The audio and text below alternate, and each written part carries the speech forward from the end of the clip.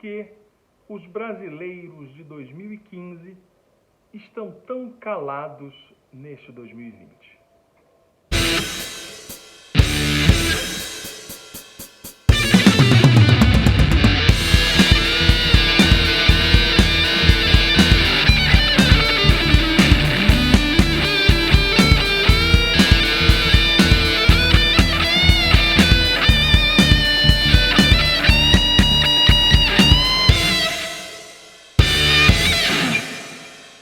Olha, rapidinho, importante novamente lembrar, Call to Action é um nome chique para você se inscrever no canal, para você compartilhar com os amigos e para você ligar o sininho. Aperta no sininho quando tiver vídeo novo, e todo dia tem, você já sabe, você ficar por dentro. 2013 no Brasil, nós conhecemos as manifestações do não é pelos 20 centavos.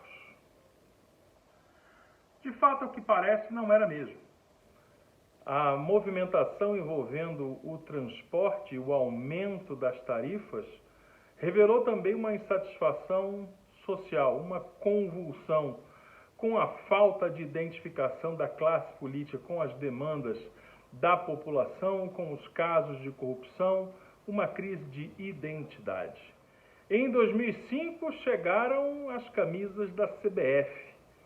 Todo mundo ensaiando uma patriotada cretina, dizendo que estava cansado de corrupção e da carestia que a vida vinha assumindo. Queriam tirar o PT do poder e não aguentavam mais a Dilma Rousseff na presidência. Queriam a vida como ela era de volta. A vida como ela era, que eles queriam, é do PT também. Era do governo Lula. Mas eles eram bem idiotas para sequer pensar nisso. Tão manipulados que estavam. Mas a discussão era muito clara. Não se aguenta mais a quantidade de corrupção, a alta do dólar, o preço da gasolina em especial, mas dos combustíveis, a volta da inflação e o preço subindo nos supermercados. Esta era a pauta de 2015, que foi inflada por muitos grupos políticos, sobretudo aqueles que hoje foram dizimados, figuras políticas que hoje mal conseguem sair na rua para comprar o pãozinho lá em Belo Horizonte, ou aqueles eleitos por Minas, mas que moram na Vieira Soto. Quem não se lembra dos movimentos Vem Pra Rua, Movimento Brasil Livre, o MBL, aquele que fez um camarote, uma área VIP, numa manifestação para receber a tucanada paulista e mineira. Por conta de todas essas ações organizadas e com ares de uma organização natural, dada a convulsão social, uma massa branca de classe média arrastou-se pelas principais ruas da orla do Brasil e pelas ruas das grandes cidades, dizendo que não aguentava mais. E hoje? Essa gente aguenta? A grande questão que fica é que toda aquela pauta de 2015, de 2016, continua não somente atual, mas ainda mais ampla e profunda. Porque a vida, ao contrário do que eles queriam, mas não sabiam dizer, não voltou ao patamar da era Lula, do dólar a 2,50, da facilidade de viajar, de comprar carro, de comprar imóvel, do valor final do dinheiro na hora de consumir, na hora de gastar, na hora de se programar para fazer um financiamento ou comprar algo parcelado. Ao contrário, a vida sequer é aquela de 2015. A vida agora ficou muito pior. No entanto, curiosamente, por onde anda o MBL? Ou Vem Pra Rua? Por onde andam essas pessoas que eu, que você conhece, que nós conhecemos muito bem? Aonde anda aquele nosso vizinho, o nosso tio, o nosso primo, a nossa tia? Aonde anda aquele colega da escola, da faculdade? Aquele sujeito que já se formou, que está aí com dificuldades para arrumar um emprego, ou que é motorista de aplicativo, porque não conseguiu emprego direito. aonde está enfiada a camisa da CBF dele. Eu tratei de fazer algumas investigações informais, conversando com pessoas aqui e ali do que pode estar acontecendo.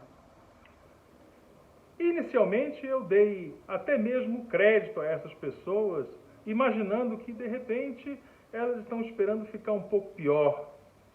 Talvez a pandemia, mas nós aqui no Brasil, claro, nós somos muito mais assazes, perspicazes que os demais e nós já encontramos um fim. Nós simplesmente decretamos a passagem da pandemia e o fim, o ocaso da Covid-19. Estamos todos nas ruas, desde o trabalho até principalmente o barzinho e o posto de gasolina para fazer aquela resenha boa.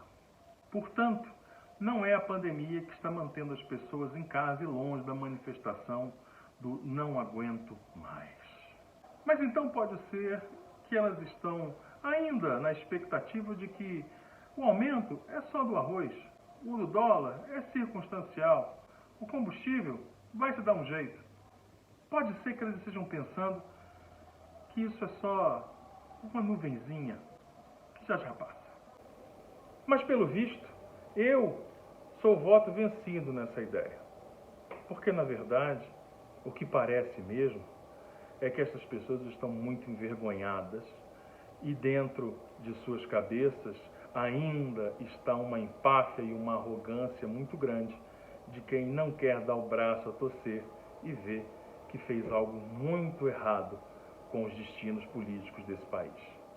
Porque, veja, é muito importante uma população antenada com o que está acontecendo e ativa, no sentido de reclamar, de se organizar, de fazer greves, de fazer manifestações, de ir para a porta das instituições e cobrar pautas com mais identidade com as demandas da população.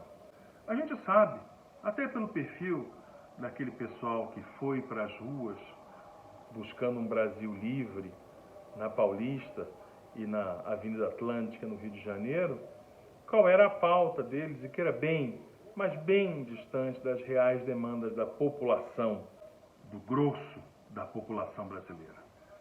Mas é importante que todos tenham vez e voz. Todos devem ter o direito assegurado para reclamar, para se organizar e pedir aquilo que acham que é mais importante. Mas o que acontece agora é que o que eles pediam não aconteceu. O que eles temiam, o que eles reclamavam, se materializou, se aprofundou e piorou muito. O Brasil sem corrupção é o Brasil da rachadinha.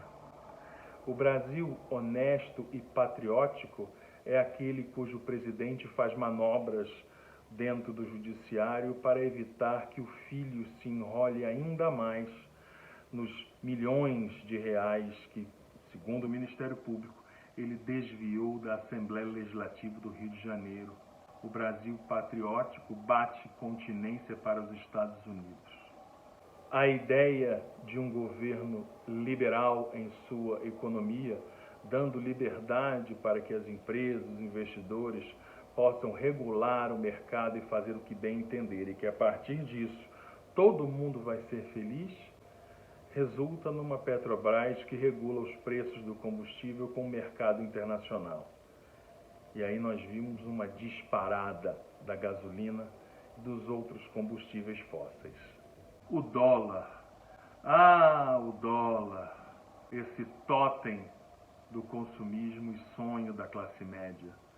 O dólar que chegou a 1,80, 2,10, 2,50, que até R$3 era bem complicado de se aguentar, mas vá lá, a gente dá um jeito, as outras coisas vão indo bem.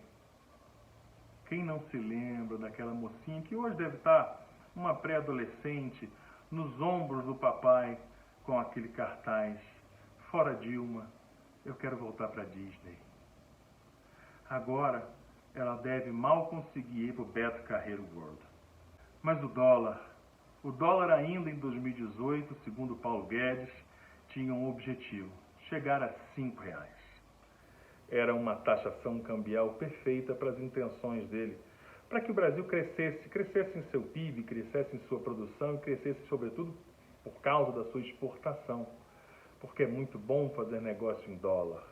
Hoje, uma das heranças desse dólar a quase R$6, que é o que você paga se você descer da sua casa e for até a casa de câmbio mais próxima, e eu não sei por que você faria, porque as condições para se viajar hoje são parcas e remotas, mas esse dólar é o que faz com que você vá até a prateleira do seu supermercado predileto e pague num preço bom R$35, R$32 num saco de 5 quilos de arroz. E aí, na minha tentativa de ser um pouco ingênuo e imaginar que as pessoas estão pensando que de repente o arroz é um acidente de percurso e logo as coisas ficam normais, imaginei que as pessoas estão tão caladas porque, na verdade, elas estão esperando que outras coisas aumentem, que o arroz pode ser um caso isolado. A notícia de hoje na pauta econômica do Brasil é de que o governo, já atento e bastante preocupado com o risco de desabastecimento de outros produtos do agronegócio, está também zerando a alíquota de importação da soja. A soja, aquela que fez o Brasil ser agro, ser pop, ser tech, ser tudo. E então, meus amigos, nós voltamos à mesma situação. Aonde está a indignação daquelas pessoas por uma vida melhor? Aonde está o anseio daquela gente por um Brasil limpo, livre de corrupção? Um Brasil sem um centrão? Um Brasil sem negociatas? Um Brasil sem toma lá da cá? Um Brasil sem acertos escusos para tirar este ou aquele da cadeia ou da prisão domiciliar? Aonde está o Brasil que ficaria muitíssimo revoltado com a presença de políticos corruptos que respondem a processos dentro do governo? Marcelo Álvaro Antônio, Ricardo Salles, todo o centrão, que agora é quem dá a sobrevivência política no legislativo ao governo Bolsonaro. Onde está a indignação dessas pessoas sobre esses protagonistas? A resposta, ao que parece, é que essa gente está com muita vergonha e não tem onde pôr a cara, e não quer jamais admitir a besteira que fez ao ser massa de manobra. E agora, diante da impotência de novamente ir às ruas com o mesmo discurso, um velho discurso, e sem condições sequer de enxergar que o que pedia é aquilo que ela já tinha, ela fica calada. E aí nós vemos a escalada do preço da cesta básica, a desvalorização do real, a disparada do dólar, a estagnação e desvalorização do salário mínimo.